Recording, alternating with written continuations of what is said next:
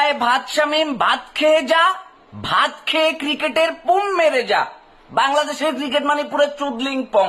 জাকের আলী আর ভাত শামিম সেই দুর্দান্ত খেলা দেখাইছে, মানে তাওহিদ হৃদয় আউট হয়ে গেছে আর তাওহিদ হৃদয়ের জায়গাটা নিচ্ছে জাকের আলী, যার জীবনে অফসাইডে তারা মারতে দেখলাম না। একটা ব্যাটসম্যান তার ব্যাটিং দেখা মনে হচ্ছে নাসুম আহমেদ এর চেয়ে ভালো ব্যাটিং করতে পারে। নাসুম আহমেদ, আই মিন ইট।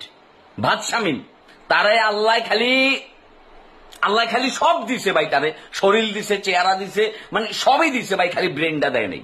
যদি ব্রেনটা দিত তাইলে আর কোনো কিছুর ঘাটতি থাকতো না ভাই। যে দুর্দান্ত লেভেলের ব্যাটিং তোমরা করছো, 60টা রান নিতে যাইয়া 3 জন আউট।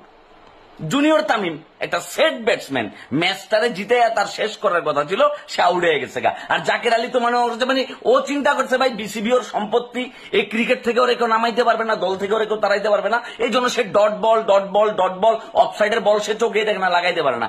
বাদ শামিমের বলটা ইয়র্কার ছিল, ওকে ফাইন, ইয়র্কার বলে তুমি আউট হয়ে গেছো গা। কিন্তু ভাই তুমি যে ক্রিকেটটা খেলতেছো, তুমি করতেছোটা কি, আসলে কি করতে চাইতেছো?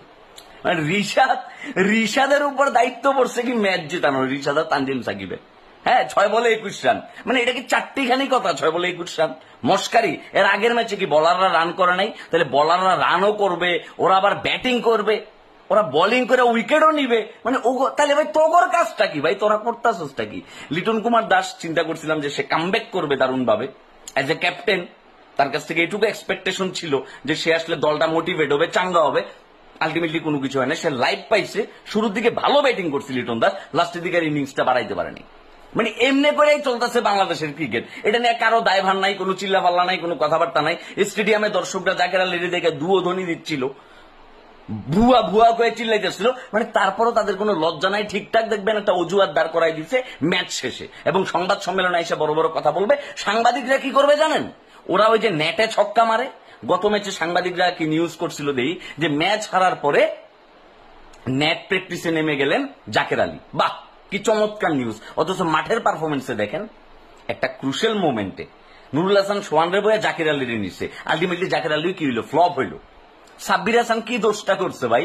তারপরে ডাক সৌম্য সরকারের ডাক ভাই, এরা মানে এবার এমনি করে ফালায় রেখে লাভ নাই। সাইফ হাসান চিন্তা করছিলাম যে ভালো একটা স্টার্ট করবে, হইল না আজকেও, এমনি করে যাইতেছে ক্রিকেট। সাইফ হাসান রেনি এত আর্লি আমি জাজ করতেই চাচ্ছি না, দেখি আরো কিছুদিন। বাকিদের মতো সেও কি একই লম্বা রেসের ঘোড়া হয়, নাকি বাকিদের মতো একই সে কি চুদলিং পং হয়? ক্রিকেটটারে ভাই তোমরা ভাই সেরা ভাই, যে দুর্দান্ত খেলাটা তোমরা দিছো।